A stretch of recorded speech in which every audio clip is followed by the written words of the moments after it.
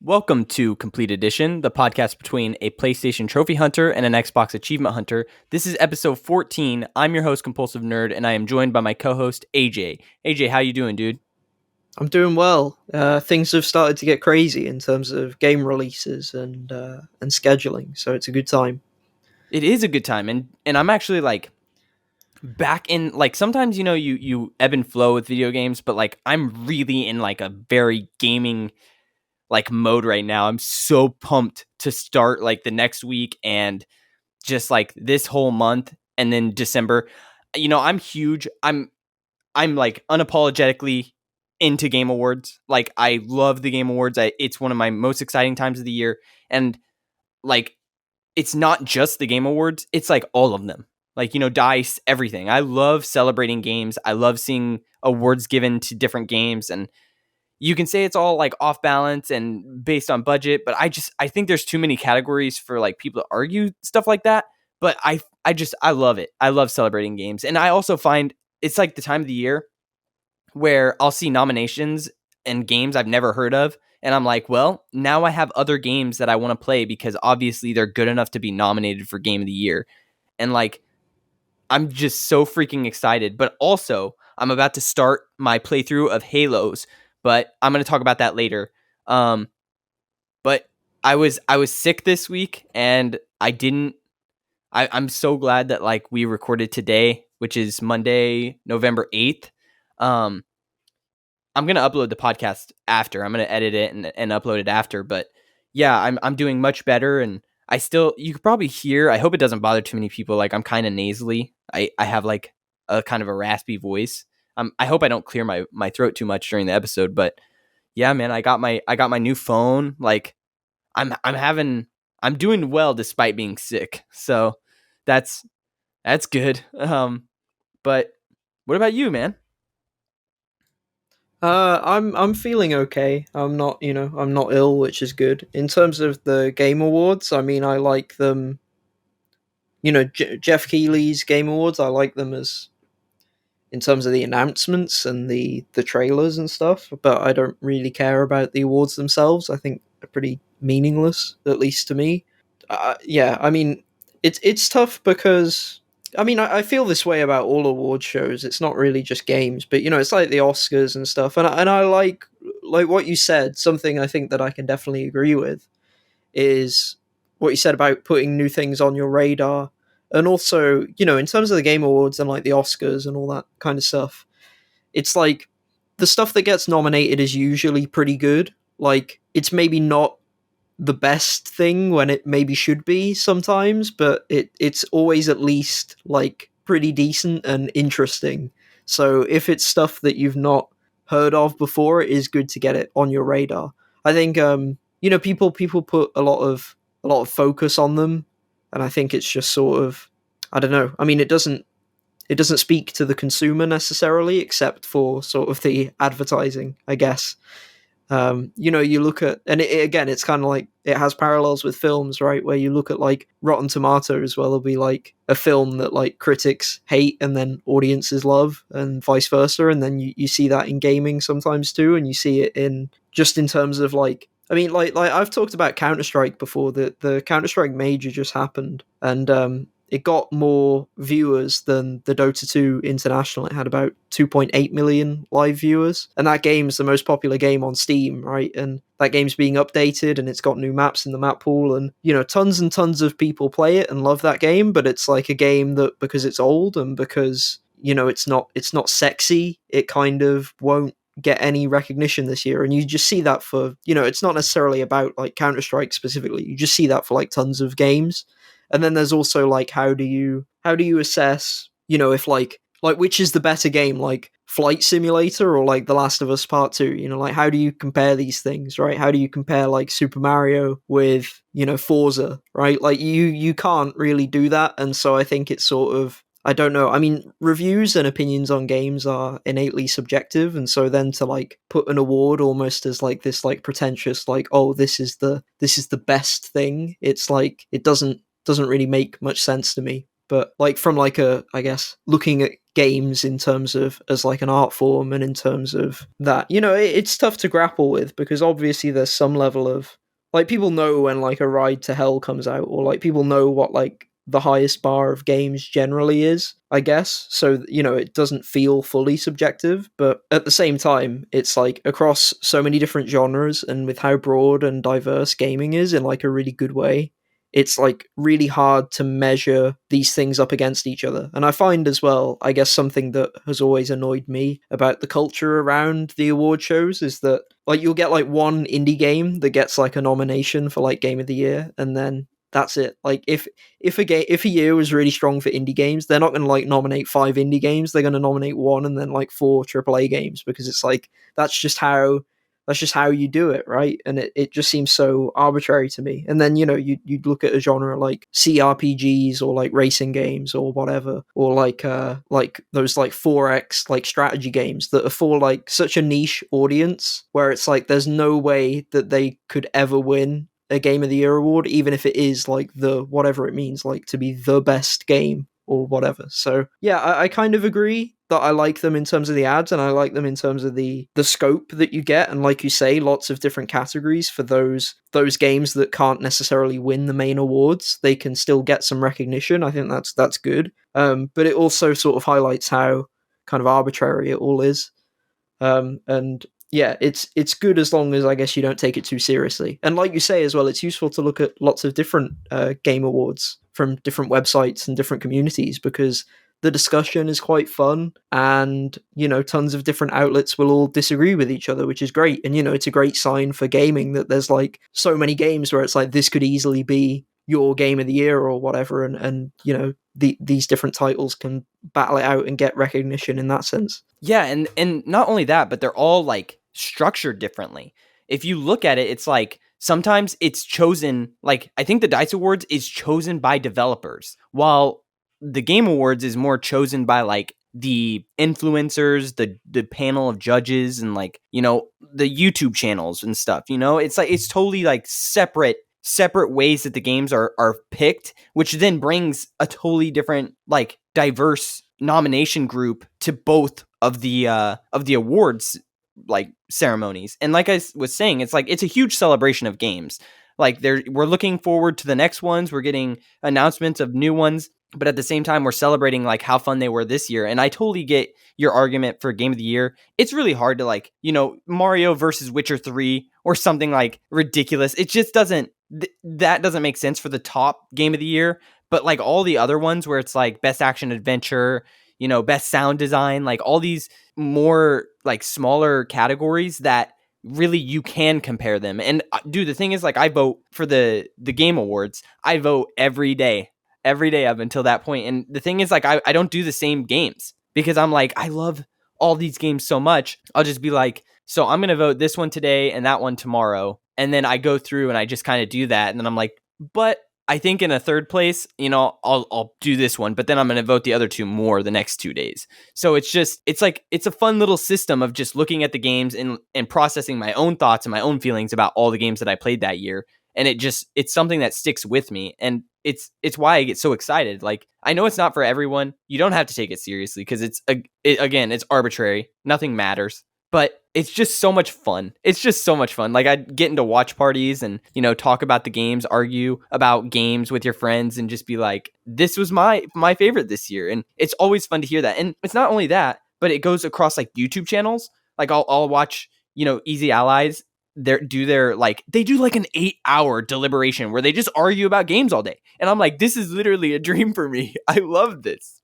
But yeah, go ahead, AJ. Yeah, I think I wanted to add one other thing that I find kind of stupid about it, at least in terms of like Jeff Keighley's Game Awards. And this has happened 2 years in a row now, where like a massive game is coming out in December, and so won't get considered this year. Actually, it's happened 3 years in a row, right? Because it happened 2 years ago with Star Wars Jedi Fallen Order, and then it happened last year with Cyberpunk, which, Cyberpunk probably wouldn't have got anything anyway because, that game launched really badly. But at the time, before Cyberpunk came out, people were like, like how can you not consider this game because it's going to be huge or whatever. And then this year it's Halo Infinite, right? So and they do get considered next year, but again, to kind of highlight how arbitrary it all is, I think hype and like release date proximity plays a role, or like in terms of like the game being in the conversation plays a role in whether it wins awards or gets nominated for awards. Because it's like Star Wars Jedi Fallen Order towards the end of the year, it was like when it was about to come out there was a lot of buzz around it, and then by the time it's like a year later, no one's talking about that game anymore. And that doesn't mean it's a worse game necessarily, but it would have had a chance had it come out like a few weeks earlier, and it doesn't now, and it just feels weird, and it's like it's annoying that they don't do the awards in like January or February or something. But then yeah, I mean, it's such a difficult show to like get your head around in terms of how all of the like culture and the arguments around it, because I remember as well there's a lot of stuff that game publishers do,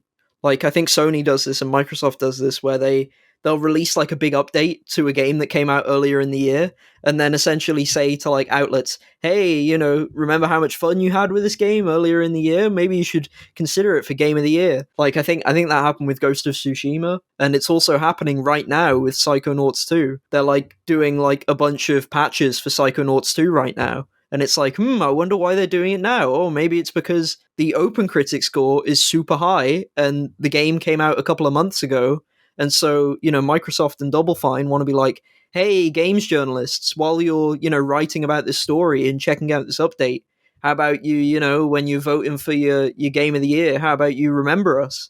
So it's sort of all like this weird like politics and like fucking around with like release dates and like updates and stuff to try and get consideration, and it just shows how much of like a mess it is. But there's some fun to be had there for sure. Yeah, and it's a business strategy to try to get your game like talked about during Game of the Year awards, because it's the same thing that I was talking about. It's the celebration, If Psychonauts 2 is having exciting stuff happening during this time of year, I'm going to have eyes on it. I'm going to want to play it. I'm going to pick it up. So it's totally like something where these companies know that this is happening and they're trying to get behind it. And I think the argument for the like January, doing it in January or February, it's going to be the same thing. If something releases in March, everybody forgets about it. Like it's just how it goes. But But yeah, but you can't like. The argument is that you can't do like like it's the 2021 Game Awards, right? And it's not considering games that are releasing in 2021 in like no, like December. So it's like, but like you say, like the flip side of it is like no one seems to care about like Hitman 3 or like Resident Evil 8 anymore because they came out earlier in the year, and it's like the conversation's moved on, and so they feel like they're less likely to win anything just purely because they decided to release earlier in the year, which it feels, again, it's like totally just arbitrary stuff. right. I still think that Resident Evil 8 is definitely one of my favorite games of the year, even though it released earlier. It's just that genre and like that carries with me, and I will be voting for it if it's on the game of the nominations. And Yeah, I I think just mean like if it came out like now, it would be like there'd be so much more hype around it, and outlets would be voting for it more. But because it came out earlier, it's like a known quantity. Like everyone knows everything about that game, and it's like faded from memory slightly. So right. Do you think that Halo's gonna break the date or whatever? Is it gonna be for the 2021 no, Game no, of the it's Year too awards? late. It's too late. It It is can't too be late, so considered it'll be this year. 2022. Yeah. Well, it won't Holy it won't shit. get nominated no matter how good it is because it's That's not true. no it's I don't think it's has it ever happened before? Has a game that releases like it's so long, it's 11 months before the next, like Right. everyone's going to be talking about like God of War Ragnarok and Starfield, and Exactly. That's then my yeah, they're point. not going to be they're not going to be talking about Halo, so it's like But it's not going to but get God of nominated. War Ragnarok is supposed to release in what? March or something? Like Yeah. it's still early. Those games are like 3 months apart. The whole idea is that is one better than the other. And if But if Halo's not that good, cuz you bring back that Jedi Fallen Order argument, but Jedi Fallen Order is it was a mess, dude. It was like a mediocre mess where it was like a mesh of genres, and it was good for a Star Wars game, but in general, like it's not a good Souls game. It's not like it's not like it's not a game of the year, dude. It was like, it was totally a fine game. And But that's why people forgot about it. it released in a weak year and didn't get considered for that year though. Like But it was, yeah, but it was it would totally have mid. got I think it would have got nominated if it counted for the year that it actually released in. Right, I don't think it would have won. There's no way it would have won, but I think Right. it would have been nominated, I think. Whereas it had no chance of being nominated once, because it's like there's like a psychology aspect of it too, right? Like next year you're doing the 2022 game awards, right? Like best games to come out in 2022. And then you look at Halo Infinite and you're like, what the fuck? Like that game didn't come out in 2022. Why am I going to vote for that? You know, like it's there's like a like the game itself almost like faces the brunt of their bad scheduling, if that makes sense. Like that, like the fact that their awards kind of don't make sense in terms of the years that they happen in. Your argument totally has me. Like, I'm with you in the sense that I totally understand why you want it in January or February, so that the games all in that year can be nominated for. But the thing for me is like, I love the time of year. Like December, I like, the semester ends, holidays are approaching, I'm celebrating games. Like, I can ask people like, "Oh, hey, I didn't get this game this year. Can you gift that to me for Christmas or whatever?"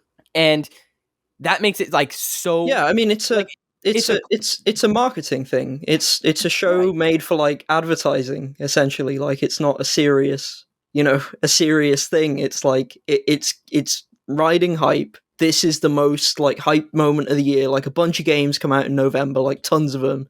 So let's just do it like now, and then because December's usually fairly dead, right? Because you want to release like before Black Friday and like before like the build up to Christmas and all that stuff, so people can decide like what they want to get and stuff like that. So it's like the timing is like perfect in terms of like advertising and marketing and hype and all of that stuff.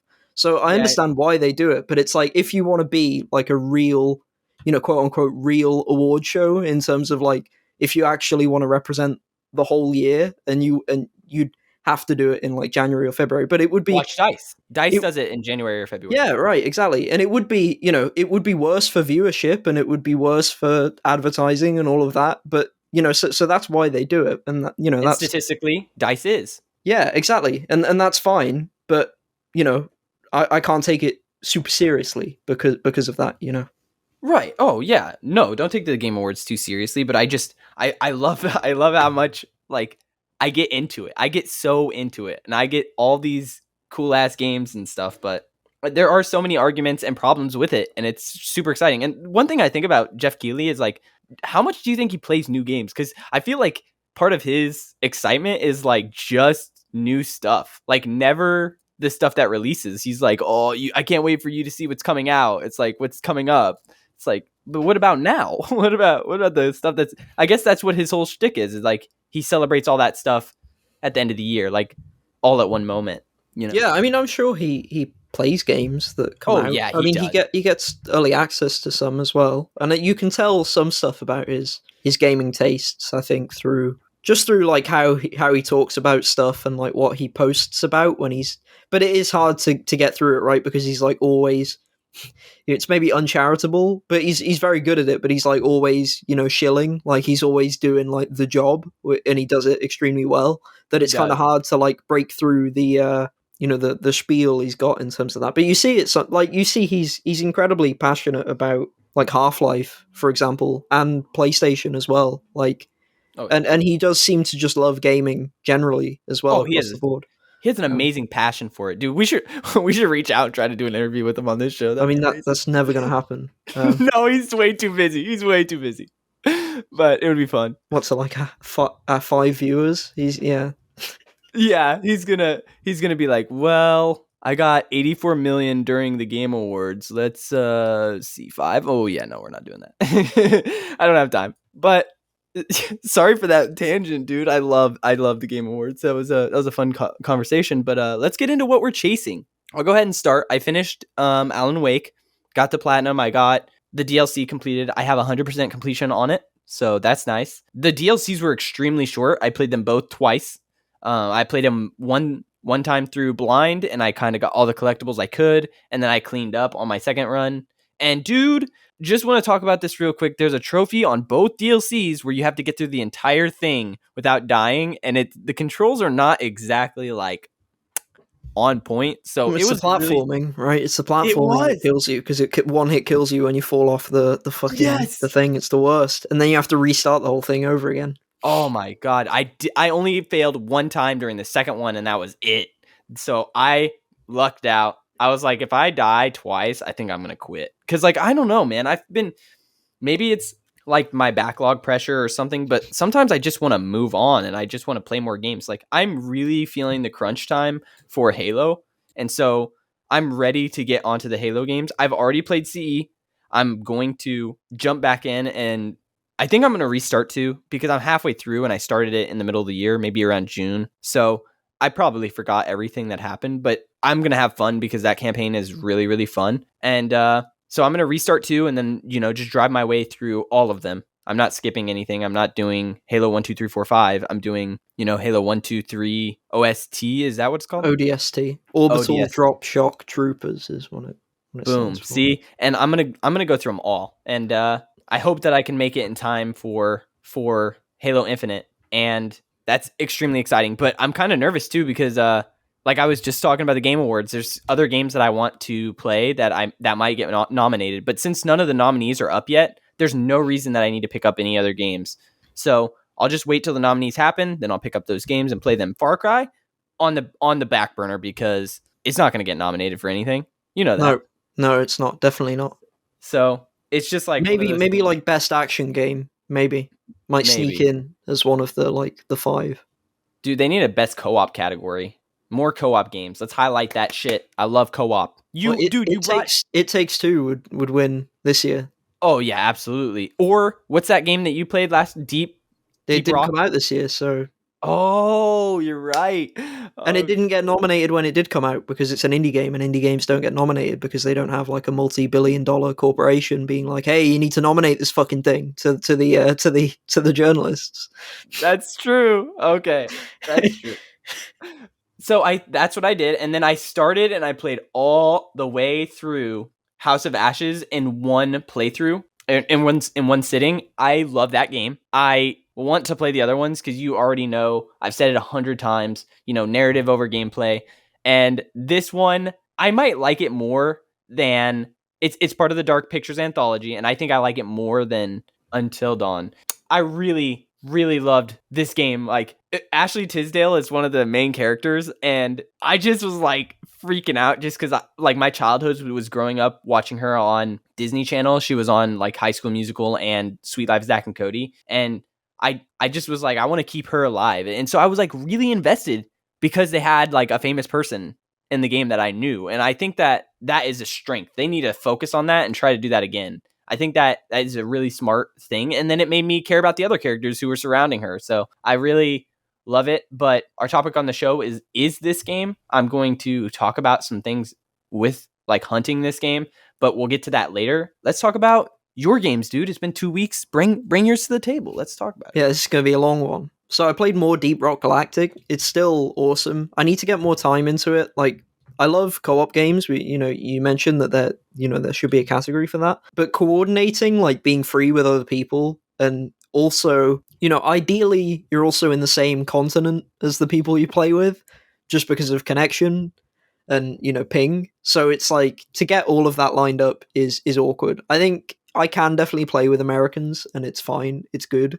I'm not anti playing with people from other regions, but in some games if it's like a bad day and they've got a bad connection already and it's like peer to peer or whatever, then you can have like a really bad time. So Dude, speaking of co-op games, I totally forgot this. This was a huge part of my week because it was during the spooky season. Like I played Phasmophobia a ton. Co-op games, dude. That game was extremely fun. I played it with my friends for I think we clocked in like 30 hours that week. I mean, I was playing it a lot. I was playing it every night, late into the night. We were staying up till like 3 a.m., 4 a.m., just constantly hunting ghosts and like have you played that game before? no, but I've heard of it. It Oh, seems cool. dude. Yeah, and one of my friends was playing it in VR and we were just laughing at him because like just the way like the character model was moving, because in VR it's like it's kind of janky, and it's the character model isn't animated for VR, so their arms were like straight and like moving all around. It was so funny. And like one time he picked up like a Ouija board and it like floated into the air. It's super janky, but I think with time this game will get really really good, and it's totally a seasonal game. So pick it up next time. I picked it up for $14.99, which is super cheap, and it's early access, but it's such a mood, dude. It's dark. You can't see anything. It's scary. There's ghosts breathing down your neck. I don't know. It was such a good time, but I'm hoping that they do more updates. But not only that, dude, I hope they put it on console. I would love to trophy hunt this game. But yeah, I totally had forgot to mention that. Sorry about that. No, it's fine. So I've played more Deep Rock, but I need to play more of it. Then I started playing Control Ultimate Edition, so I wanted to play Control again since beating Alan Wake, and I never did the DLC of Control. I think Control's okay. I think it was a bit overrated when it came out, even though I liked it. So I should say that at the start. I do like Control. I think it's a good game. I'm I just offended. I just don't think it's an amazing game in I'm just terms kidding. of, for me as well. What's interesting, because if you're offended, I mean, for me, I actually don't think the story is very good. So Dude, the that's lore. The lore in the story. Well, yeah, I guess the lore is great, but I don't consider lore and story to be the same thing. Like, I like the I agree with you. collectibles, I like the side missions, and like looking at the different objects of power and all that. I think that's all really really cool and really good. But I think there's some like wasted potential in the main story to me. I think it's sort of overly mysterious, but also doesn't really go very far. It doesn't go. I wish they pushed it further and got like even more weird with it, if that makes sense. And it never really does. It's sort of like setting stuff up for too long, perhaps. But we don't have to like go into that here, I guess.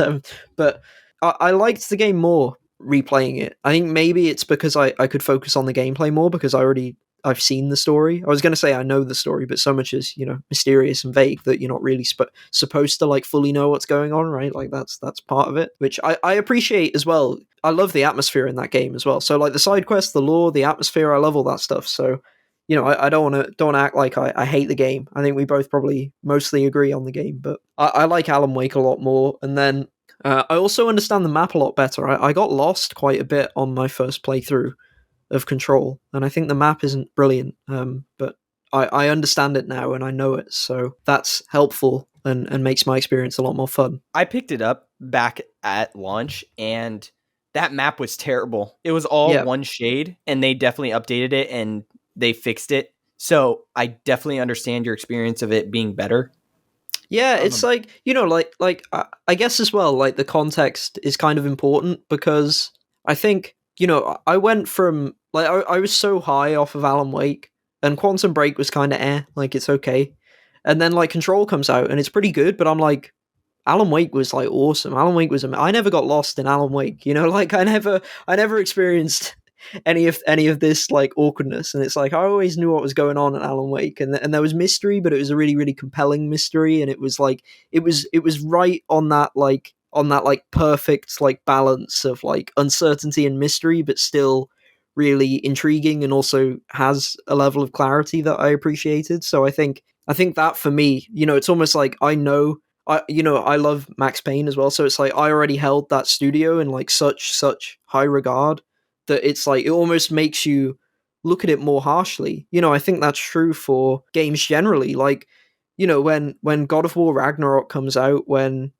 Breath of the Wild 2 comes out, when anything Rockstar or Naughty Dog makes comes out, the expectation level for those studios is so high. Like it's like this game better be an absolute banger, and it is. They succeed so often that it's almost natural to expect it. And so Remedy are a studio that I love. So I think that also, when I originally played Control, kind of hurt it for me because it was like, I love this studio and I love the games that they've made. So it's like, I expect this to be phenomenal. And that kind of can make it diminish. Whereas now playing it again, like I've already played it before, so I kind of know where it is. And now that I'm kind of expecting like a 6 out of 10, I'm viewing it a lot more favorably because I'm like, hey, this is actually better than that, right? Like It's almost about the expectations you have going in. And then so after that, I need to finish Control, but it's on the back burner right now because it's still not, unfortunately, grabbing me as much as I wish it was. But to be fair to the game, tons of games have just come out and are coming out. So, it's just the timing more than anything. Also, I played a game called Unpacking. This is an indie game. It's been added to Game Pass on PC and console.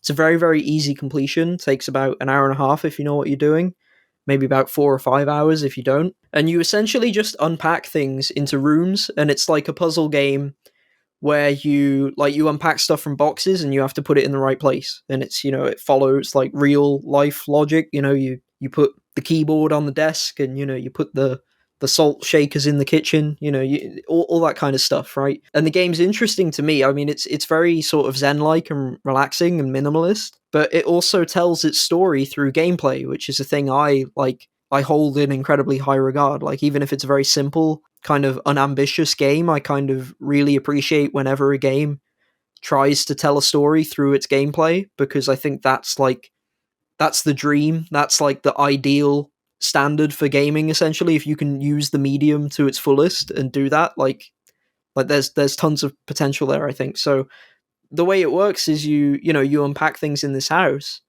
and you start to learn more about the characters based on the things that you're unpacking, right? Because it's like you're living with all their items, essentially. And then as you go on, you essentially are following this one family through all of the houses that they move to throughout their lives.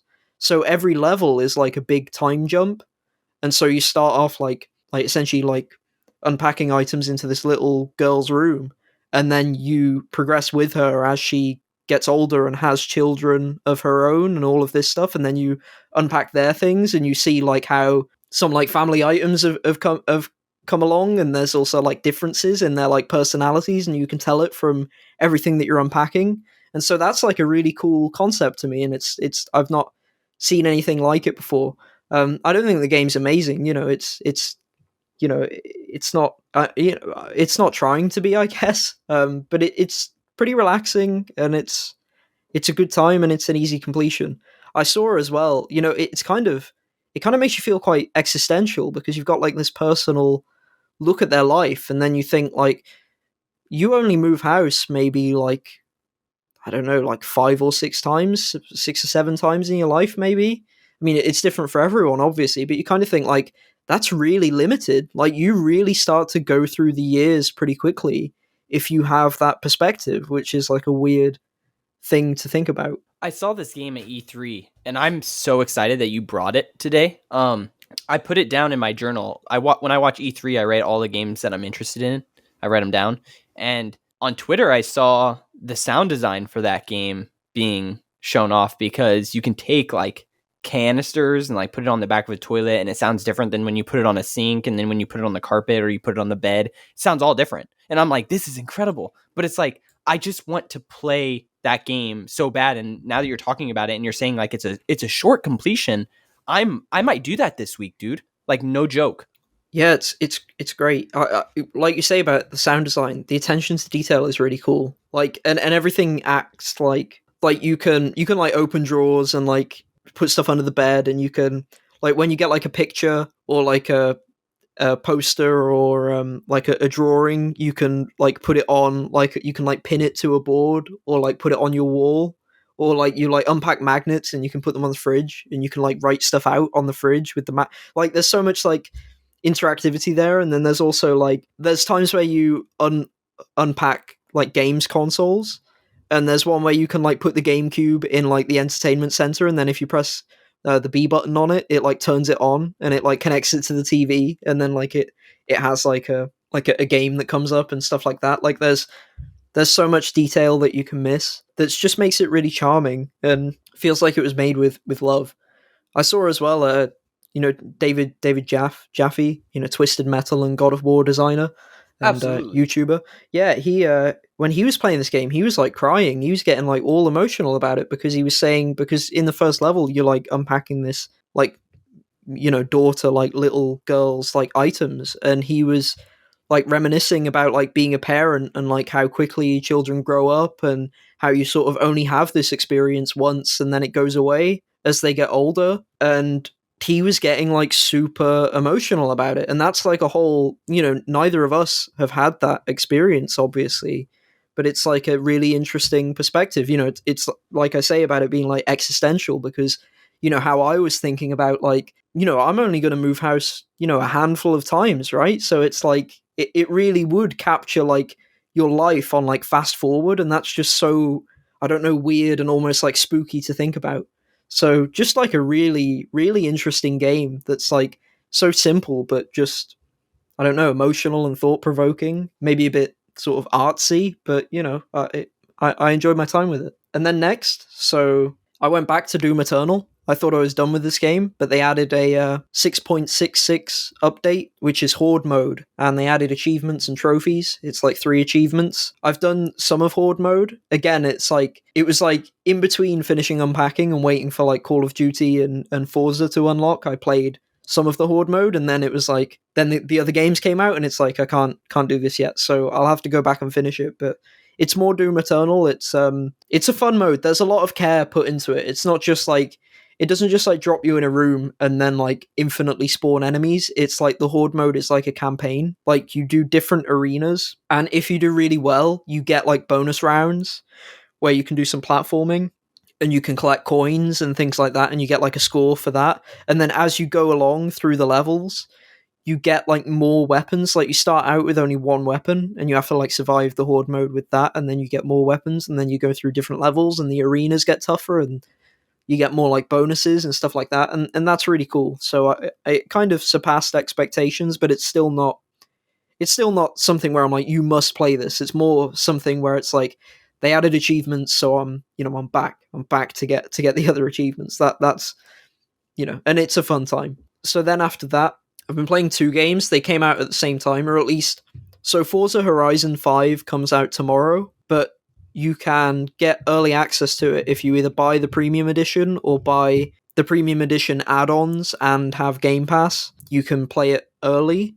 So I got the add-ons. I don't own the game, but you can like play. You essentially play the game through Game Pass. But if you've got the add-ons, it lets you play it early because you've got like the premium edition, and Game Pass has like the base game and not the premium edition. So it's kind of confusing. But so that game came out last week in terms of early access, and then COD Vanguard also came out on Friday. So I'll talk about Call of Duty first. I've got more to say about that game. People will remember perhaps that I played the beta and I hated it, and I sort of said to you that I'm getting it out of like obligation because I've played every Call of Duty and I just have to play it. Like, even if it sucks, I'm gonna buy it. It's like Stockholm syndrome or whatever, where it's like, I'll give it a try, and usually at least one of the modes is good. That's the good thing about Call of Duty, I think, is that because they do this like zombies campaign multiplayer, it's like, at least, like, I don't think I've ever seen it where they've messed up all 3 catastrophically. So it's like, I'm gonna get some fun out of it. And then the other mechanic to this is the fact that it's really important to play Call of Duty games early, I think, before the meta gets established, before people rank up like hundreds of times. And then if you try and play the multiplayer, then you're just gonna get wrecked because you don't know the maps and you don't have any gear unlocked, and it's just over. And then the third part of that sort of equation is that Call of Duty games tend to not go down in price very fast. They're not like Ubisoft, because Call of Duty games, they sell throughout the year. They are at the top of the charts or near the top of the charts the whole year, essentially. They go on sale, but when they go on sale, it's like 10, 15, 25% off. It's never like 50% off or like 80% off. You basically never see that, at least not within the time frame that those games remain relevant, because those games come out every single year. So if you're looking for a sale, you're basically not going to find a deep sale before the next game comes out in the series. So essentially, you kind of, if you want to play it, you kind of gotta, you might as well get it at launch, basically, and then like trade it in if you've got a physical copy, if you hate it. So with all of that preamble out of the way, the game is better than the beta, so that's a good thing. And I want to ask you, I have mixed feelings about this game. Do you want me to start with the good or the bad? Ooh, Do you want me to go good to bad or bad to good? Bad to good. That way we end with like a positive note. Okay, okay. So zombies is awful. That's the bad. It's basically, so this game has had like a troubled development cycle from what everyone seems to say. What were you gonna Um, say? I was gonna say with the zombies, achievements. Are you hunting at all? Yes, yeah, I'm gonna get 1,000 points in this game. Is it does it track it? No, No. Oh, dude, no, it doesn't on PlayStation either. And yeah, like in it's the the Discord, devs. It's Matt the devs. They Matt don't give a Damon is fuck. pissed at it. Pissed Yeah, about it, dude. yeah, they don't care.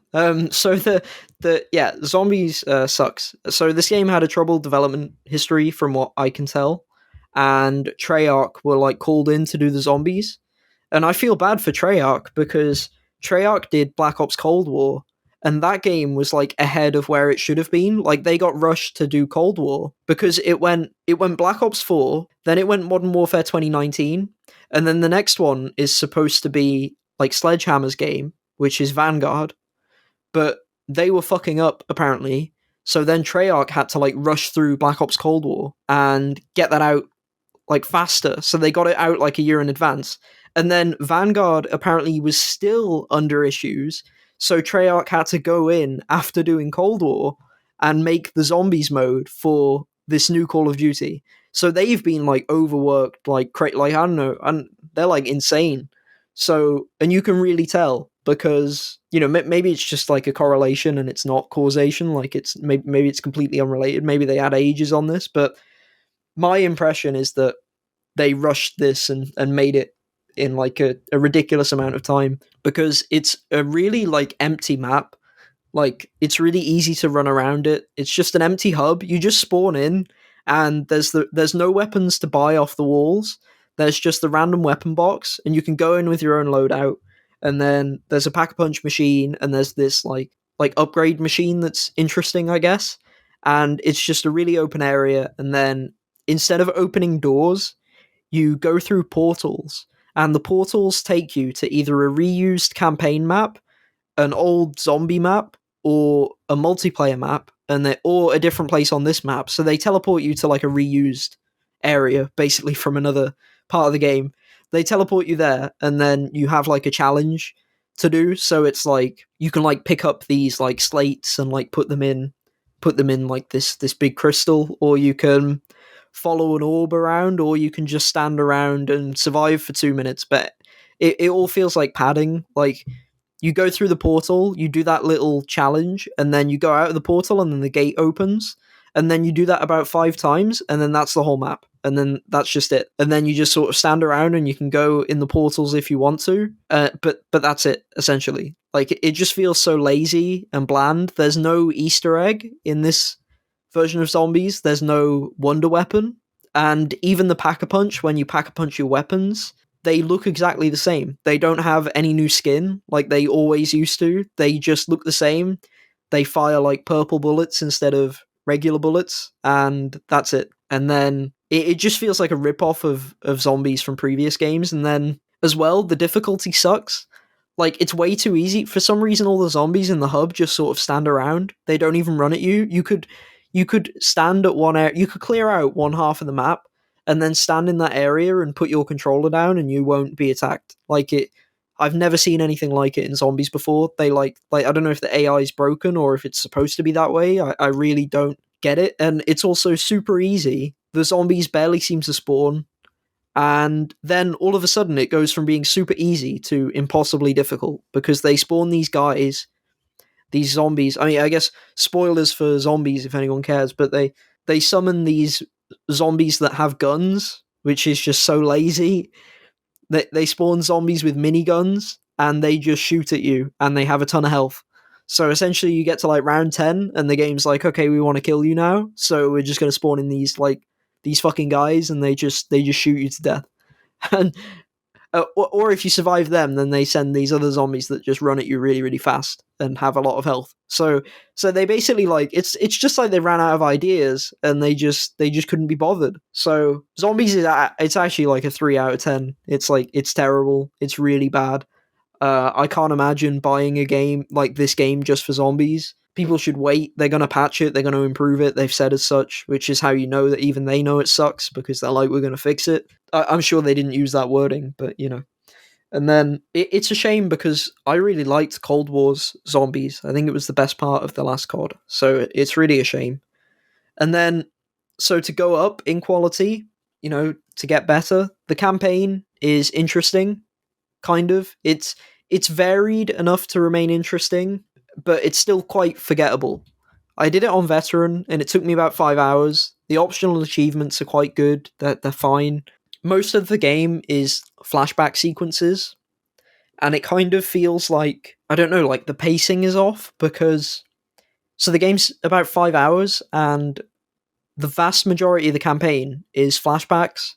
So in the first level, like you get into a situation with your characters, and it's these different like Vanguard characters, and then you end up getting their backstory. Like they tell their backstory is essentially the setting for the game, and you essentially so you do the first level with all of them, then you do all the flashback levels with all of them, and then the game basically just ends. Like you do like some other stuff afterwards that I won't spoil, but it's very very short lived, and it just ends after that. So it's almost like they're setting it up like it's almost like an origin story. It's as if like you have like the Avengers, and instead of them having their like solo films, they just do the origin stories of all of them in the film, and then like right when they're about to like get going, they're like, that's it, that's the end. So it kind of feels really weird in that sense, that it's like you're doing these flashbacks and it's like, this is why he's the biggest badass in the world, and it's like, oh wow, this is awesome. When this team comes together, it's gonna be sick.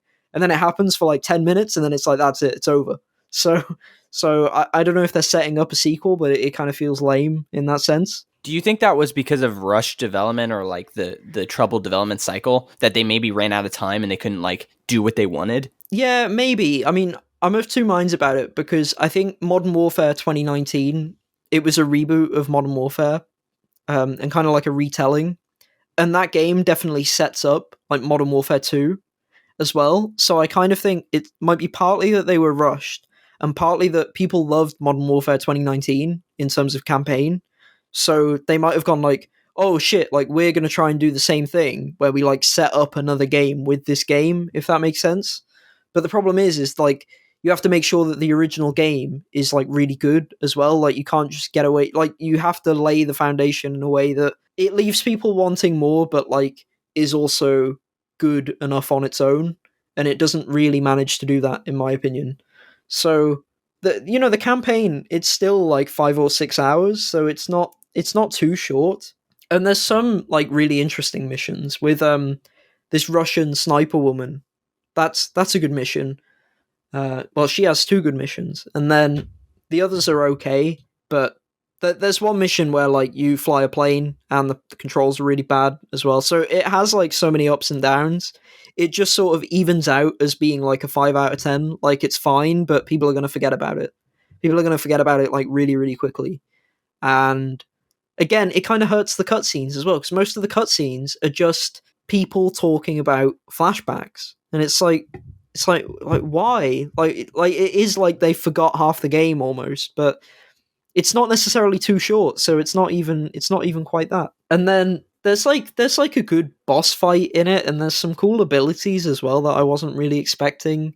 And the environments look really beautiful. The mission in Stalingrad is great. There's a mission with like this burning windmill that looks really nice as well. Like the Call of Duty games, what's really impressive about them is how regularly they get them out while actually visually they look amazing. So that's like they're like a really well-oiled machine. I mean, Activision has like 50 teams on it or whatever, so it makes sense. But that it's visually interesting. A few missions are pretty good. The story never really gets going, and the set pieces are stuff that you've seen before, pretty much in almost all cases. So it's solid but not amazing. The last two Call of Duties both had better campaigns, but now so we've done the bad, we've done the middling, and now the good is the multiplayer. It's pretty good. I like the multiplayer the more I play of it, which is a good sign. I think the guns are satisfying to use. There's a lot of maps. There's like 20 maps or something, which is crazy, and some of them are even pretty good because normally when a new Call of Duty comes out and they release maps, everyone goes, just use the old maps, like use the classics that everyone loves, and they don't use the classics, and then they add them in later, and it breathes new life into the game. And so I'm almost like, why do you even try so many new maps when they never work? But maybe this game's proven me wrong, because there's a lot of new maps here, and a lot of them are pretty decent. There's some terrible ones, which sucks because you get them in the rotation, and then you're like really fucking annoyed. You're like, do I just leave, or do I just endure this like shit map? There's a couple of maps that they used from World at War as well. They used Dome and a castle map. Those maps are okay. I actually don't think World at War has very good maps, so they kind of picked two okay ones, but there's not really that many to choose from. And yeah, I think the gunsmith stuff is still dumb, like the amount that you have to level up guns to make them good. Like, it starts out weak because you're so underpowered, and then it gets better, but I do think it's fundamentally pretty good, the multiplayer, so I'm happy about that. And it's much better than the beta. I think the beta maps are some of the worst maps, which is really unusual because usually they make the beta maps the best maps. So it kind of tricks you because they have like two maps in the beta, and you're like, oh, these two maps are pretty good. Hopefully the rest of the game's like this. And then you get the game, and it's like those two maps are the only good maps. And then the rest are just like, there's like 8 other maps, and they're all terrible. And you're like, what the fuck?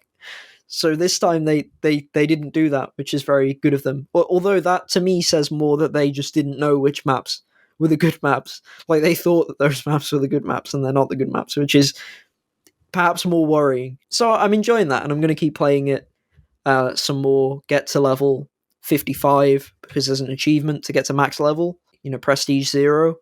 There's an achievement to max out the one of the guns, and there's an achievement to max out one of the operators. But that shouldn't take too long.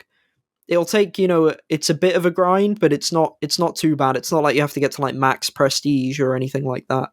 And also, what I do like about this game happened in Cold War as well. When you level up in zombies, it carries over to your multiplayer character. So, like, if you really like zombies, which, you're a lunatic if you feel that way about this game, but you can play zombies and it carries over to multiplayer progression and vice versa, which is a really cool way, I think, to just make people want to play more of the game. Because, like with Cold War, like, I really liked the zombies and didn't like the multiplayer that much. It was okay, but it meant that I could level up my multiplayer class and my weapons in zombies, and then go back to multiplayer, play for a bit, and then play tons more zombies, and it made the game feel more fresh. So I'm glad that this game carries that through as well. And that's everything on COD. I've played a ton of it. I'd say, well, I don't know if I'd say I've played about 15, 16 hours. So I've played quite a lot of it this weekend. And then the last game I've been playing is Forza Horizon 5. And it's very weird playing this at the same time as COD, because COD, it can feel like, I don't know, it's like Forza's like a, like a glass of water after a mouthful of salt, or whatever the expression is, because Call of Duty is so stressful and high intensity and just complete insanity that's like sometimes fun and it's sometimes very frustrating, and it really fluctuates rapidly. Whereas Forza is so chilled out and relaxed, and it always maintains this like super high level of quality throughout like whatever you're doing, and it doesn't like pressure you to do any you can do whatever you want in that game, and that's really nice. So it's kind of good to have these two games juxtaposed against each other, because you sort of get that like intensity, like sweaty gamer, like rage, all that stuff from COD, and then you go to Forza and you just sort of chill out and drive around like a really scenic Mexico. And you can up the intensity in Forza as well if you want. It's so freeing. Like, you can, like, those games, the Forza Horizon games are so good at being, they're really brilliant at being super casual, but letting you ramp up the intensity and ramp up like the simulation level however you want, because you can spend like ages in menus, like tuning all of your cars, like changing the tire pressures and all that stuff, and it all affects the physics system and the gameplay and everything, and it's really fantastic. But for people like me who are, idiots, it's like I just, cargo vroom, and that's it for me. So, and then I download other people's tunes as well. So that's what's really cool, as well about Forza Horizon, is the community is amazing. You can you can go to any race and then select a custom event that someone else has made based on that racetrack, and then that counts towards your campaign progression. So instead of like doing the playground games race, someone online might have made like, oh hey, like you're going to do this race, but instead of being in like whatever car you want, everyone's going to be in like a buggy or whatever, and there's going to be a bunch of ramps or something, and like you can mess around and play that, and you can invite people to play that and stuff. And then the map is just phenomenal. It's amazing. It's so beautiful and varied. There's like deserts, there's dust storms, there's a giant caldera, like volcano that you can go up. There's like rainforests and like swamps, and there's like Aztec, like Mexican like temples and stuff like that. There's like a beach. There's like towns and cities. There's such a good variety in this one country, and the roads are just so like it's so hard to explain without playing it, but you just get into this state where you just drive around and you just feel like the serenity of it all. And there's like stuff to do at every corner, but it doesn't feel overwhelming. Like you'll see like a bunch of like boards to smash and like events to do, and you might see like someone else's drive avatar just like drive around, and it's just great. I mean, visually the game's beautiful, and it's like the showcase events are just like really fun set pieces as well. And you're always like building up your character, you're always unlocking like tons of cars. It like throws so much content at you, but it's almost like, don't worry about it. Here's like 20 cars, like faster than you even have a chance to drive all of them, but it's like just do what you want to do. It's kind of like how the game angles it towards you. But it also never feels overwhelming because they introduce all the new events to you quite gradually, so the map isn't getting like packed with markers until like the only time the map gets packed with markers is when you're far enough in the game that you feel like you understand all the markers and you understand everything. And then also, this game though is going to be like a 200-hour completion, so it's going to take ages. I've barely scratched the surface of it. That's part of the reason I've played more of Vanguard, because I know Vanguard is going to be like 30 hours maybe. So it's like I can get that out of the way and then I can do a lot more Forza. And also, I want to wait for. I've talked before, I think, about the Battle Royale mode, the Eliminator. I really loved it in Forza Horizon 4, but I'm kind of a coward because right now the game isn't out yet officially in terms of like for like Game Pass and like the regular edition of the game. So I don't want to play the Eliminator yet because I know all the people that are playing now are like bigger fans, like they're big like Forza fans. And you also have to get a few hours in to even unlock the Eliminator. So I'm like, if I play it now, I'm gonna get wrecked by all these like racing game like pros, basically. So I'm gonna wait until it comes out, like the regular edition comes out, and so all the people who are new to the game come on, and then I'll play the Eliminator, and then hopefully I can win.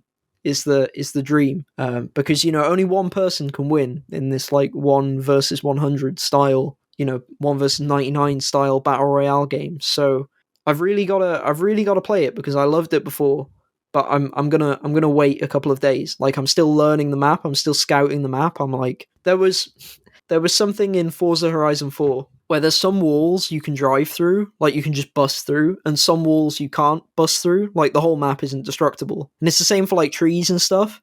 And when you play the Eliminator, essentially it's like 1 versus 1 races, and whoever wins gets to upgrade their car, and whoever loses is eliminated. And essentially all of the races are just on the huge open world, like the entire open world. And it's like when you race against someone, you have to get from point A to point B, and you can go like anywhere. Like you can just like drive over the hills, you can just like drive over the volcano, you can just go wherever you want, or you can stick to the roads and play it safe. And so it's like in Forza Horizon 4, you learn eventually like, hey, there's like a giant canyon over there, and if I drive that way, I'm just gonna get stuck in it and lose. Or like this wall you can't break through, so if I just ram into it at full speed, I'm just gonna bounce off of it, and the guy who went around is gonna beat me. So I feel like I need to learn the map, so I'm like so that when those races are like, hey, get to here, I'm like immediately like I got to go on this road and then go down here, and then that's like the fastest way to get there, or whatever. Which is kind of a cool aspect to sort of the free roam nature of the gameplay. Does trial and error work with that? If you were to like go into the mode and then try the race and then see if you succeed or fail and like learn the map that way, and then maybe they put a different destination and then you try to learn over there and until you just every location and then you try to race to them. Yeah, definitely. It would work. I think it's the for me as well. It's the way the map opens up in terms of the main campaign, in that you sort of start out in like a small section and you kind of do a ton of activities like back and forth there. So it's like you essentially, the way I learn the map at least is I get, because there's like loads of activities that are localized for you at first, it's like I have like a really great understanding of like 20% of the map at this point, where I'm like, I know this front to back, like I know everything about it, I know how to get here and there. Because as well, I'm someone that like I want to clear out all of the map like bit by bit. Like I don't want to like I want to get all of the like bounties and all of the hidden stuff and everything, like all the bounty boards and everything. So it's like for me, I want to wait until I get to like there's tons of areas I've not even been to once yet. So I just want to learn a bit more about the game before I plunge into that mode. Oh, dude, I love doing that too, by the way. Like, I love, maybe the map is in different sections and it'll be like, some games will be like, oh, you have to be this level to be there or this level to be there. It's like, I'll just take out every collectible in like one little tiny area and then I'll move on. And then I'll go and I'll get like every single mission, everything done in the next one until it's like, you can't do those missions. You just can't. And I'm like, oh, I'll still try. Yeah, I'm always doing that. there's also the other factor is that you don't have fast travel at the start of the game. You have to unlock it from like a certain quest line. And it's weird to say quest line in like a racing game, right? Um, but Forza Horizon really is like an open world game, like through and through. Essentially, it's like an open world game with cars. Essentially, it's so sort of it's such like a strange melding of genres in a way, because it really commits to that. Like it's not just like a city that you race around and do races and like that's it. It's like it's fully committed to like that like progression system style of like almost like role playing open world game. So you don't have fast travel immediately. You have to like do a quest line to get it, and then you have to buy a house, because you buy houses in this game as well. And then it's like buying houses. It reminds me of like in GTA that you can buy apartments. It's kind of like that, because as well you can sort of like flex it to like your friends, because you can be like, oh, I've got the castle. Like no one else has the castle. I've got the castle, and then that's like a cool thing. But yeah, you have to buy a house, and then you have to smash these boards around the map that reduces the price of fast travel eventually to zero. So then you can fast travel anywhere for free, and that's really useful for learning the map, as you might expect. Something I don't know about, and you were talking about owning different pads and apartments and whatever, like GTA. Can you get out of your vehicle? Like, how do you explore that? No, you can't. You just have it. Yeah, you leave the vehicle in like cutscenes, and Oh, you can okay. like get like a view like around the car, but you can't press the Y button and like get out. Like there's a photo mode and a drone mode as well, so you can like fly a drone around, or you can like but you can't like actually like walk around, if that makes sense. There was something else I was going to say as well. Like I haven't got to this point yet. I think I went down a different path, but I saw the lead designer of Deathloop. I think he's like at Arcane. He's his first name's like Ding, I think. I'm not sure what his surname is or how to pronounce it, but he was tweeting about the game, and I saw him and some others say it like kind of reminds them of like Death Stranding or something. It might have been him. I know he said about it, but someone else probably compared it to Death Stranding, I think. But there's a mechanic where you go to these barns. It's called barn finds, and the idea is you go to a barn and you like find this hidden car that's been in there for like years, and you like fix it up, and it's like usually this really iconic car that is from like the history or the culture of the place that you went to. So like in like the UK, for example, you might find like a Mini or like an Aston Martin or something like reminiscent of like Britain, in these barns. And in Forza Horizon 5, they've added to it, I think it's with the barns, it might be with like garages or something, but you can essentially, from your car collection, you can leave a car for someone else to find online, like a random person to find online. So it's kind of like some stuff in Death Stranding where you like pave, like you help people out, like everyone's got like this collaborative effort, or kind of like Dark Souls where you leave messages. And it's like this idea where you can leave a car for someone else and then they'll go find it and have a new car added to their collection when they find that barn. And it's like different for everyone, which is quite cool. There's like a lot of like really like minor mechanics that just make the world feel really connected and interesting. And there's nothing really like it, and it's something where they've iterated so much. Where it's like the stuff from Forza Horizon 3 is in Forza Horizon 4, and then the stuff from 4 is in 5, and then they're also like adding these mechanics on top of that. So it's like you just feel like you've got like this complete picture, like this whole thing, like it, and it can feel overwhelming to some extent, but the way that they sort of slowly ease you into it is really done quite well, because there's just so much to explore. Like, there's like photography challenges, there's like all the custom races that people make, there's just that there's like a really hardcore community, and there's like a really casual community, and there's people that don't even interact with each other, and then there's like a battle royale mode. It's like it's amazing. I saw as well that the game reviewed really well, which is interesting because some people have been, we talked earlier about Game of the Year awards. I believe Forza Horizon 5 is the only game this year to get above a 90 on Metacritic. So it'll be interesting. I mean, people are like, oh, it'll get nominated for Game of the Year. I don't think it will, because Forza Horizon 4 didn't, and that also got a 91 or a 92. So I don't think it will, to be honest, but it's weird to get like a racing game to be like the top rated like AAA game. Like, I don't remember the last time that happened. Like, I feel like, I guess it's sports, but it's not racing. But I know the Super Smash Bros. Games review really well, so I guess that's kind of a similar thing. But it's just odd to see like a sports or racing game be there, or like a fighting game be there, like any of those genres, because it's like usually that level seems to be reserved for I don't know, other types of games. But I think, to be fair, it was kind of shocking that nothing had got above 90 already. I was watching something on YouTube and I heard somebody say that this is one of the best years for video games, and it's not because, there's a God of War or there's something like super great. There's not like something up there, but games are consistently really good and like absolutely not like, I don't know about the term must plays, but there's just a lot of games that are of quality and they're not like coming out like ass. And the observation was that ever since Cyberpunk came out and like fucked up so bad, games have been coming out less buggy and like just all around better, or they're getting delayed out to where they are coming out like as quality games. So everywhere you turn right now, you're just getting a quality game. And I'm not saying games don't have bugs. They do. It just seems a lot more smooth than what it has been in previous years.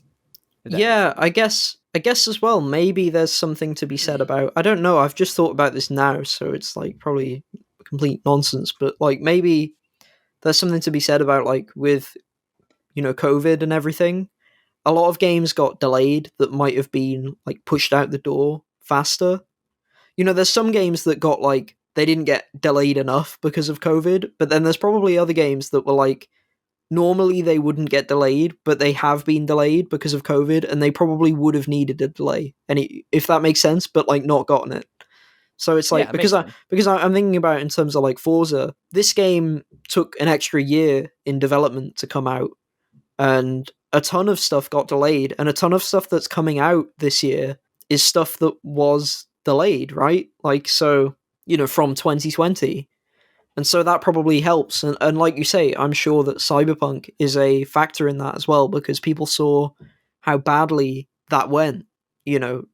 Catastrophic. It was even worse than like Fallout 76, which is crazy in terms of, I've never seen, Sony like blacklist the game from their store, right? And then Microsoft, they put a warning on when you try and buy the game on Xbox digitally, if you're on one of the like last gen systems, they're basically like, don't play this game. They're like, we'll let you buy it, but we're like, you shouldn't buy it, basically. And yeah, that's just crazy because even with broken games in the past, it never got to that level of catastrophic. Right, and it's just such an interesting observation because I do feel like games have been decent this year. Like I played a lot of new releases.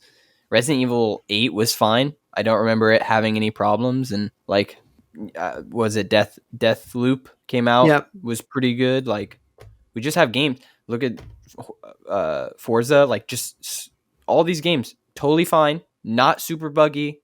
Like is I hope the industry trends this way, like staying good.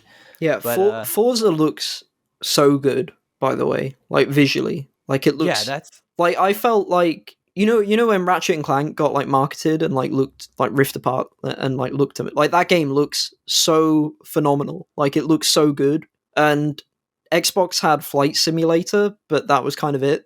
And also in Flight Simulator, like it makes sense why. Like obviously they're trying to scale the entire planet, but you'd go up, you'd like if you look at stuff up close in Flight Simulator, it doesn't look that great, which it makes sense. There's no way you could essentially like it's just so it's such like a game to such a high scale. And Forza's another one of those games where it's like the detail and like the lighting and the way like your car gets like damaged and like debris goes on it and the scale of the world, like how high the map goes and all that. Like I don't know how they run this game on a base Xbox One because like it's a cross gen game. So that kind of makes it crazier to me because it's like this game looks so good that I'm like, if this was next gen only and they were like, we're not going to do like base Xbox One, like how much more could they have got out of it, you know? that is a really interesting thought.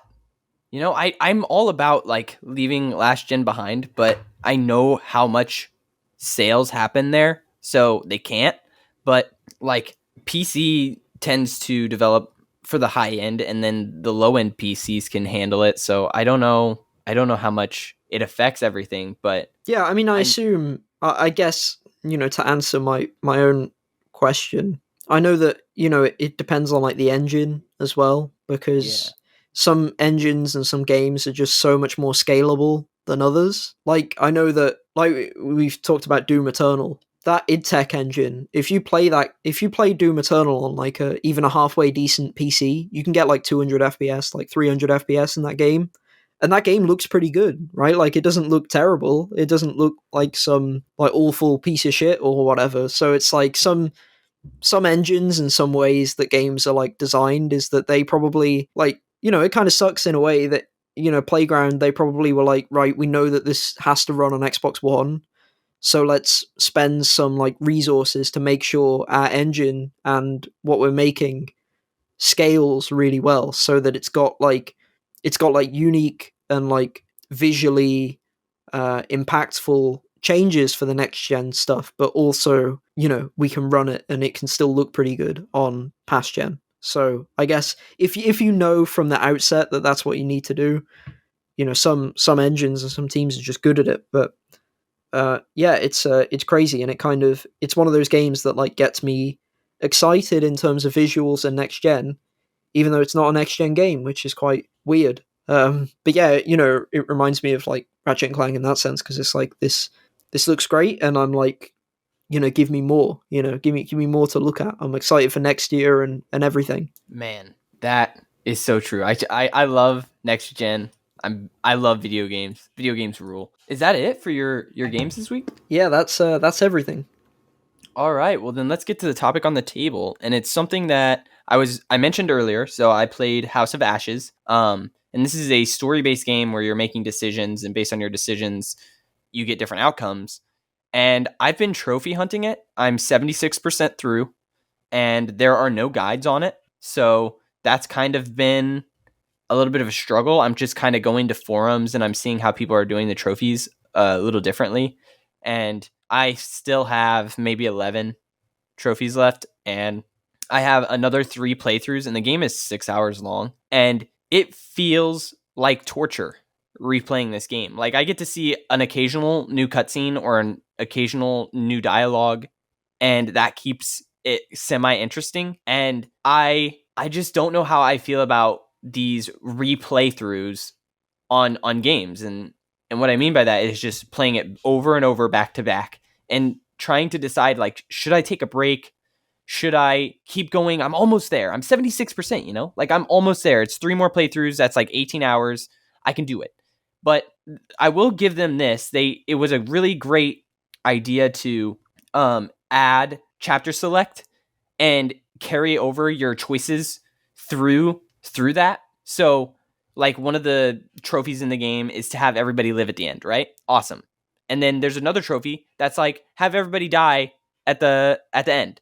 And I'm like, okay, I can literally load the save at the very last checkpoint with all after everybody survives, and then just not touch the controller and let all the quick time events fail. And I did, and then it was another trophy pop, and then I just kept going back. Like, I was kind of looking at trophies and then backtracking and then being like, I can go back to that chapter and then I can choose different options to get this outcome that the trophy wants me to get. And I kind of did that for a while, and then it's like, now I have to replay the game.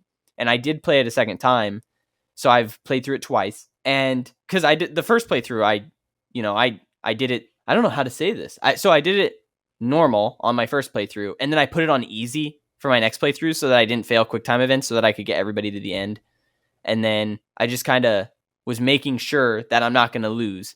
And that's whenever I did chapter select. And now I'm on a third playthrough, and it sucks because I don't know what trophies I can get on this playthrough, because it's actually I'm going to go ahead and just mention it now, but my trophy of the week is start thinking like a Marine. And basically, when you're choosing decisions in the game, it has these like icons, like a heart or a brain, and it wants you to choose all brain or all head decisions, and it says start thinking like a Marine. And I thought that was like kind of clever, because it's like it's a military squad that's in a situation that's not exactly natural. And I do love the game, and I even actually I put YouTube on 2x speed, but I watched like Easy Allies do a whole stream or a whole playthrough of the game, and I don't mind doing that. Like, it's different watching somebody else play and seeing how their decisions like come out versus you replaying it and trying to make different decisions to get the outcomes that you want. It's totally different. And I've just started thinking about other games too. It's like a lot of people give up on trophy hunting and achievement hunting because they have to replay games. And I totally get it, because you just did it. You just played through the game. So why would you want to do it again? It's like something you should save for a later time. And I kind of came to this realization. I did the same thing with Ghost of Tsushima. Ghost of Tsushima had a DLC trophy that was like, beat it on New Game Plus. It was not part of the original package. And I just waited, I was like, I'll wait for PS5, because it was around that time where PS4's life cycle was ending and PS5 was about to launch. And I'm like, they're going to put it on PS5. I'll just wait for PS5. And then I got on PS5, or maybe I did this before, so that whenever I did do it before PS5, but I waited. I gave the game some time, and then I went back and played it on New Game Plus whenever I went back. And then I uploaded the save, and that's how I got the New Game Plus save. I didn't play it through 4 times. That's a lot of times to play Ghost of Tsushima, especially on a 40, 50 hour game. But my whole idea for this topic on the table was just, how do you go about replaying games and having to do replaythroughs for completions? Because I'm trying my best to get through this, but I might put it down. Like, I might be broken. I might just be like, I cannot do another playthrough of this game. 6 hours is so long. Dude, I could definitely get through a Halo game in 6 hours, and I'm about to do that 2 or 3 times. So it's like, fuck, I could be playing so much more, and I'm just struggling with kind of all that stuff. So, like, how do you do it? How do you deal with it? So when you brought up this topic, one of my first thoughts was definitely it depends on the game and how replayable it is. I think the type of game you're struggling with is like the absolute worst type of game for it. Like, I hated it for Heavy Rain back on PS3, where you had to like replay too. so many different events, and I couldn't do it. I was like, fuck this. Like, this sucks. Like I know I could do it. Like, it's not difficult. It's just boring and tedious. and some of it's cool, but it's like the stuff that's cool, it's like cool to like find it in like a YouTube video and be like, oh hey, it could have played out that way, that's sweet. It's like less cool when it's like you have to do every single permutation, and also you have to do like a set of these in a row to get like ending B or whatever, like that sucks, in my opinion. And it's bad for story games because you have to rewatch like dialogue scenes and cutscenes that you already know how they play out, right? Like it's better in narrative games where, and I'll give Heavy Rain and these supermassive games credit. Those games aren't as bad as it could be because at least for them, they're like not afraid to like kill off characters and like have the story go in like different ways. So that's cool at least. But yeah, it's for me that's the worst because you can't like skip like cutscenes or dialogue, and there's lots of forced walking and like talking as well, like where you have to walk really slowly through like an area and it's like just people talking to you while you like click on objects or whatever. Like it sucks having to deal with that, like especially like 4 or 5 times, right? Dude, right, exactly what you're mentioning. Right at the very beginning of the game, like it's like I told you, it's a military game. There's a briefing, and during the briefing, you have to wait for some data to get uploaded, and it takes 5 fucking minutes. Okay, so they put that in the game so that you could go around and look at the collectibles and kind of read them and enjoy that part. But on your second playthrough and your third playthrough where you just stand still for 5 minutes because you don't need any more collectibles and you don't need anything, you're just like, why did they not add an option to fucking move through here? Yeah. It's torture. It also, yeah, it also slows you down because like what happens with me, and I'm sure it's the same for a lot of people, is like when you've got like, oh, I've got like a bit of gameplay, like QTs or whatever, and then it's like, and then I know I've got like 15 minutes of like bullshit or whatever. So what you'll do is you'll like listen to a podcast or you'll like have like a web browser up as well and do stuff. And then what happens is it like slows down your playthrough even more because you're like while you're like waiting for something because you've got nothing to do, you're just like watching a YouTube video, and then that 15-minute thing might take 20 minutes because you take an extra 5 minutes to like have a break and then you get back to it, and then it just makes the game take even longer because it's like these awkward like timing intervals where you can't just like play the thing, which sucks. Totally. And dude, and on the forums, like on PSN profiles, there's a ton of forums, and on Reddit, there's also forums for different trophies and like hunting this game because there are no guides. So it's all community. Okay. So these people are like, hey, I recommend this show. Like, try to watch these shows while you're playing the game because you're gonna be replaying this game several times. And it's like, dude, you guys have a lot of dedication to be, number one, making these unofficial guides in these servers, and then like just being able to chill out while you're playing this game and do something else. But something that I wanted to kind of throw at you is something we've talked about before, which is like, fuck the games that just give you the achievements, right? They're just like, oh, you beat it. Oh, here's it. Here's the thing. It's like, where's the challenge? Where's the idea? And these games, it's a challenge to do this. It is absolutely hard. And it's not like, oh, I can't do it. It's like, you can do it. It's just like the time commitment. So how could they make these lists better? Like, how could they do it? I just don't find it satisfying. I don't think it's challenging. I think it's tedious. I think it's like I think sometimes it's challenging if it's like you have to play it on the hardest difficulty and that makes like the QTEs really hard, or like the achievements are fine that are like keep every character alive, like that stuff. Keep that stuff in, okay? So that's my thing. And then but the stuff where like I kind of like I'm okay with the like do everything perfectly and fuck everything up. I quite like those two, like the two opposites. But then all the stuff in between like sucks, where it's like, oh, doing this specific thing in this dialogue. Like, they need to get rid of. They need to choose two. Basically, they need to choose one that's like perfect playthrough on like uber hard or whatever. They need to like have that be like one of them, and then have the other one be like meme ending, 5 minutes into the game where you piss off like a secret clown and he kills everyone or whatever. Like they should have like both of those, I guess. And then the ones in between just are just so tedious and annoying, and I can't deal with it. I disagree with you on the hard one, because if they don't allow skipping cutscenes and you just fuck up something because it was a split second and you literally can't do anything, it makes it so infuriating. It's like I have to rewatch this whole game of 6 hours. I was 5 hours into it, and it's Yeah, like fuck that. So I'm not like totally about the hard, but I am totally with you on like getting the good ending and then the totally opposite.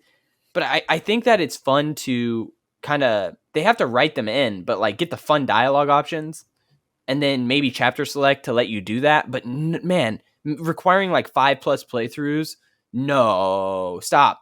We love that you gave so many options to the game, but for trophy hunters, we don't want to do them all. We don't. It is extremely, like you said, tedious. It yeah. I is mean, a there's tedious to me, process. there's no excuse as well because there's tons of games that have stuff that 90% of the audience won't see, and that is amazing. And I think like if you forced an achievement for like all of those to like make everyone see it. I think I don't know. I think that's a bad attitude to have. Like I like the idea, like you say about watching streamers and YouTubers. I like the idea of like everyone's playthrough being different and that you don't have to have this like comprehensive like do everything. Like I'm not like greenlighting your next game or like I'm not like on the dev team or whatever. Like why I'm not a playtester for the game or whatever. Like it's not. I don't know. It doesn't feel like, and it doesn't feel like you're actually doing anything. You just it's like I said earlier, where it's like it's quite cool for like a YouTube clip or something. It's like it's not really cool to play. Like I so that's my kind of take on that. But I said before it depends on the game because you get this weird situation to talk about like a different genre. Like if a game is really unique and like in terms of people's play style, I think replaying a game can be amazing. So like stuff like Dishonored or like Fallout or Skyrim, like especially like RPGs, like those games can be really really long, but they can also be really fun to replay. Like those like 40 hours replaying Fallout New Vegas is more fun than 12 hours replaying like The Walking Dead season 2 or whatever, right? Like because The Walking Dead season 2 basically plays out like one or two ways and the decisions are kind of illusory and you have to go through like the exact same thing over and over, whereas if you play Fallout again you can just go on like you can go in a completely different direction, you can side with different factions, you can discover more side quests, you can go like a different route to the strip, you can build into sneak instead of speech or unarmed instead of energy weapons, and it just totally changes the game, like from the gameplay to the story to the quest design. All of that sort of adapts around the way that you play. And so for games like that, like even though the game is really long, because it would be easy for us to just say like, oh well, replaying games sucks when the game's long. Like, well yeah, obviously, but to some extent, it's not just about that. Like, there's other factors in terms of does the game care about the path that you've chosen, and does the game change very sort of dynamically based on the build or the route that you take, and so I think that's important, and it's how I mentioned earlier again to go back to the House of Ashes stuff. At least for those games, like the story can change, so it's kind of like it's a bit better. Although the fact that it kind of still railroads you down like a particular path, so it's like it's like it's almost there. Like if it was completely different, then it would be fine, right? Like if it was like an entirely different story, like completely different story, if you did these certain decisions, then I think like neither of us would have that kind of problem with it, right? Like it would be much more enjoyable in that sense. Right. And, Uncharted is one of the games that I have replayed many times, but that's because it's a good length. It's very narrative focused. And then you're going through. So the first time, maybe you play on normal and you get the story and you're just like immersed in that world and that time. And then the second one, maybe you're looking for collectibles. You kind of lower it to easy, or you just kind of play through again on normal, getting everything. And then you're like, all right, it's time, crushing. You go to the hardest difficulty and you replay it again. So you have like 3 playthroughs on this game. And then you pop the platinum, and it's like maybe even a 4th playthrough where you have to get like some easy combat trophies. Like I think that is a good setup and a good list and good replayability or replaythroughs. Like I'm not mad at those. I totally will jump back in the games and I'll do them over and over again in order to get everything. But it all depends, like you said, it depends on the type of game and kind of what the developers are doing with those playthroughs. So if it's just I'm just not about the story narrative choice based ones that require everything. I think that they gotta tone that down. Yeah, I mentioned The Walking Dead, and the reason I did is because that game series holds like a special, terrible place to me because that game has an achievement list on Xbox 360 on the arcade version. Then it has a list for the Xbox One release. Then it has a list for there's like a Walking Dead like collection re-release thing, like a physical copy that like has like all of them, and there's a separate list for that as well.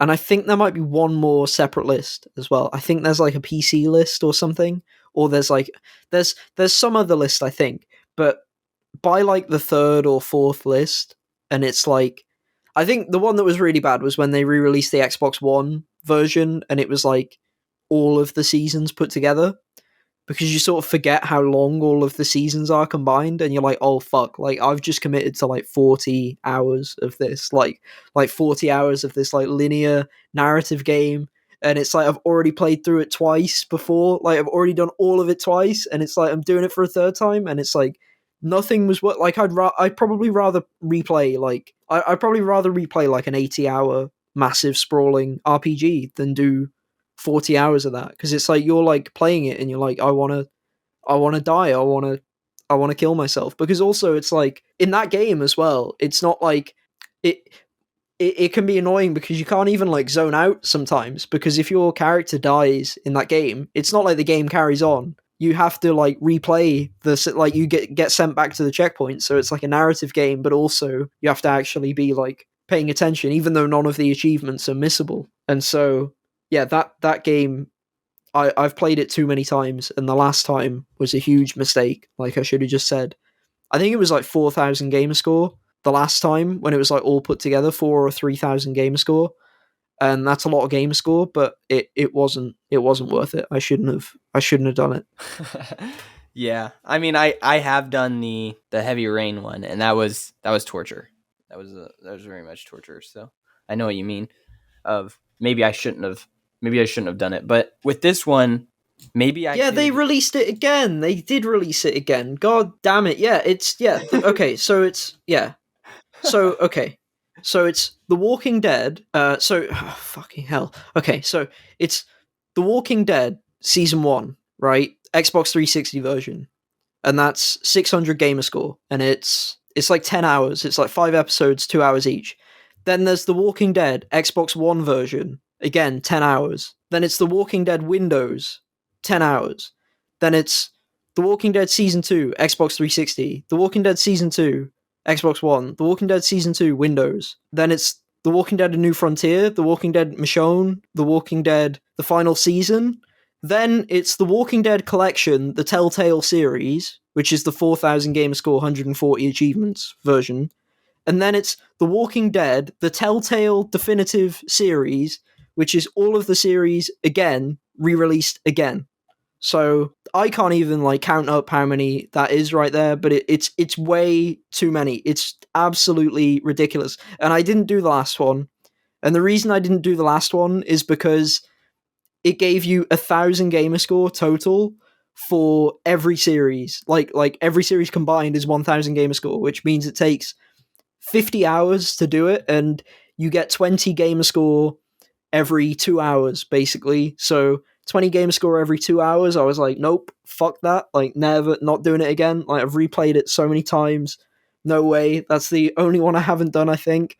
But Jesus Christ. It was oh my god. It's like Not worth it. it's so annoying because it's not even like frustrating like most games are frustrating where it's like really difficult. It's just frustrating because it's like it's boring and tedious, and you just like I could be doing anything else with my time. So It's like much you more. said, right? It's like I could be playing Halo, I could be doing this, I could be doing that. Like it's not even like this is a super hard challenge and I need to get. It's just like I know everything that's going to happen, and it's just boring. It's just aggressively boring, and I just wish like I could get like a cardboard cutout that has sentience and workable arms to just do it for me or something. Like, Yes, oh god, it sucks. it does suck. Well, I think that's kind of it. We can we hate those narrative choice based game trophy lists. They got to Yeah, fix it. I I don't know when will one. I mean, Detroit wasn't so bad, was it? Detroit Become Human. I don't know. It, I'm not a trophy I guy. replay. You have to replay it several times, but I don't think it was not near as bad as Heavy Rain. That's for sure. I also put myself through the torture of doing it with Beyond Two Souls, and that was another bad one. But I don't remember Detroit Become Human being so terrible. But man, the thing is like there's still 2 more games in the series for me to play. Like I did Until Dawn, I did platinum it, and I did play it over and over. And then on this one, I'm almost broken where I can't do it anymore. But I might try. I might just attempt it. And then there's like Man of Medan and There's co-op only Little Hope. collectibles, right? What? In which one? In one of them, in Man of Medan, I think. Oh, son of a. Yeah, it's the recent. So one of them's the first one's on Game Pass, and I was like, okay, I'm gonna get into it. And then I looked at the achievement list, and I looked at the walkthrough, and it was like you have to get these like co-op only collectibles, and I'm like, nope, nah, fuck that. And then they were also like, yeah, you need to do 5 playthroughs. They were like 5 playthroughs plus 1 co-op playthrough where you're this guy and not this guy, and I'm like, nope. Not doing that. Not doing that. Where it's like, yeah, because it's like literally like there's parts where like you play as like 2 people at the same time or something, and one player is one guy and one player is another guy, and it's like you have to be the other guy, and it's like nah. Like that on top of everything else was like no, I'll just watch someone play these games. Yeah, that's what I might do. I might just like watch the allies play through it or something. I might, or I might play them on a different account. Like, yeah, just, I mean, yeah, you could always as well. I mean, it's like, I guess I don't know. It's tough because the other 2 didn't review that well, and they're not that right. great. So the problem, because part of me is like you said it like right at the start of the segment, where it's like maybe the intention is that you sort of play the game like once every Halloween or something, and then you like slowly work towards the completion, right? You let yourself have a big break. But if the game isn't that good, you're not going to want to do that. You know what I mean? Like there's going to be something, there's going to be some other spooky game that you're going to want to play instead of a game that's, like okay or like 6, 7 out of 10 that you've already played. You know what I mean? Like, Right. it almost has to be better.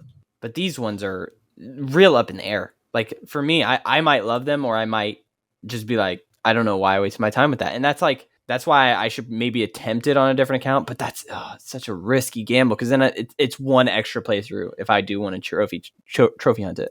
Yeah, you're committed if you play it on a different account for sure. Well, I do. I love them. Like I really did love this game, and I still do love it. It's just I don't want to be wasting time. I don't have enough time in my life. After this podcast, I already mentioned it. I'm going to edit it, and then I'm going to try to do some homework for tomorrow, and then I got to get ready for my speech on Wednesday, and then, it's just like one thing after another, and then the next time I'm going to be able to play games is Thursday, and then I'm back to work, and I barely play games whenever I work because I work 12-hour days, so it's just, it's impossible. What I could try to do is I could try to put this game aside and then remote play it because it's not a game where you need controls. You just select one side or the other. It's not something that's like needing to be precise, if that makes sense. But yeah, I get that for sure. That's it. That's the topic on the table. Interesting thoughts on that. Yeah, it was good. We both kind of in the same place. Like some games we do like replaythroughs, but definitely not those narrative ones. Those choice-based ones. What about your trophy or your achievement of the week? I kind of threw mine in there. Yeah, it you've was already. It was from House of Ashes. So yeah, that is a really interesting trophy as well. Where you just sort of think like a marine or whatever it's called, where you just make the mind decisions. But my achievement of the week is couldn't have done it without you, which is in Call of Duty Vanguard. It's 30 gamer score, and it's to watch the credits. And the reason I chose it is because the credits for this game are so fucking long. It's 18 minutes, I think. which could Jesus. be worse, but it's still pretty bad. I think it might be. I kind of joked, and I think this is a joke, but it's kind of like one of those jokes that like cuts too close to home, where it's like I'm not even sure if it's a joke anymore. But the credits kind of they might be longer than the final mission of the game, which is a bit awkward, right? You spend more time doing the credits than you do playing the last level, but I don't think that's entirely true. But also, the reason I chose this is because if your controller disconnects, which I sometimes intentionally disconnect my controller, just because I don't want to use any of the battery life if I don't need to. So it's like start the credits and then just disconnect the controller. But if you do that, or the controller disconnects from being inactive, they pause the credits and they there's like a message like you need to reconnect your controller for this game. Like you can't. Whereas most games on Xbox, at least, you can disconnect your controller and stuff will still keep going. Whereas for COD Vanguard, I think it's because they want to they want to keep you connected to your Activision account and the online servers, and they don't want people idling. It's like, hey fucker, you need to reconnect your controller. So if you disconnect your controller and like go out of the room and like do something else, it won't progress the credits. So it's almost like you gotta sit there and watch them, or at least move the control, press a button on the controller. Not the buttons to skip the credits, of course, because then you won't get the achievement. But press a button on the controller to sort of keep it awake. So very very difficult achievement. Plug it in. Yeah, Wait. yeah. There's that too. Something I also wanted to say about my trophy of the week was to start thinking like a Marine. I have started that playthrough.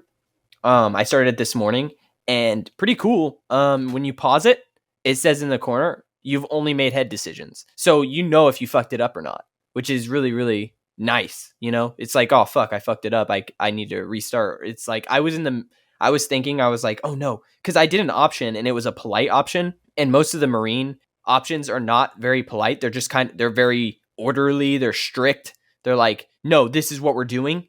It's not it's because it's more of a head decision, not a heart decision. So you're not being nice. And so I chose it and it was polite. And I was like, did I just fuck up? And then I went to the pause menu and it was like, no, you made head decisions only. And so that's really, really nice. And the game really does help guide you towards like different trophies and achievements, which is nice because you have like in the menu, you have like relationship statuses and they're going up and down. And if you have it more than halfway, then you know that you're going to get a positive outcome. And if it's less than half, because there's like one trophy where you have to have one of the characters ignore a radio call from another character. So in order to make that happen, you need to have a negative relationship. And if it's like less than half, then you know that you've got it on track. So it's good. It's got good tracking for these trophies. It's just too much. But that's it, man. We did it. Another episode in the book, episode 14. Do you have any final thoughts? No, I've got nothing. No thoughts. Head empty. Yeah, we left it out all on the table. But thanks for listening. Happy hunting. Peace out. See ya. Thank you so much for listening to Complete Edition. If you like the content, consider supporting us on patreon.com/completion club. If you have any questions or would like to reach us, email completionclub@gmail.com. Thank you for listening to Complete Edition.